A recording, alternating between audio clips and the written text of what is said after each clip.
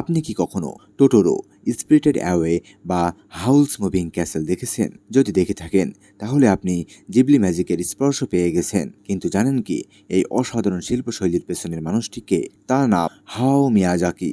জাপানের এই বিস্ময়কর মানুষটি শুধু অ্যানিমেটর নন, তিনি একজন শিল্পী, দার্শনিক আর স্বপ্নদ্রষ্টা। 1985 সালে তিনি প্রতিষ্ঠা করেন স্টুডিও জিবলি, যার মানে গরম বাতাসের ঝাপটা। তার তৈরি জগৎ শুধু শিশুদের নয়, বরং বড়দের মনকেও ছুঁয়ে যায়।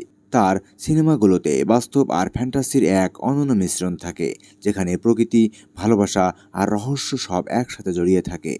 তিনি ডিজিটাল অ্যানিমেশনের যুগেও হাতে আঁকা শিল্পকে গুরুত্ব দেন, কারণ তিনি বিশ্বাস করেন প্রতিটি আঁকায় অনুভূতি থাকে। তার তৈরি স্পিরিটেড অ্যাওয়ে 2001 ছিল একমাত্র জাপানি অ্যানিমেশন যা অস্কার জিতেছে। মিয়াজাকির সৃষ্টিশীলতা শুধু সিনেমা নয়, বরং একটা অনুভূতি যা কোটি কোটি মানুষকে মুগ্ধ করে রেখেছে।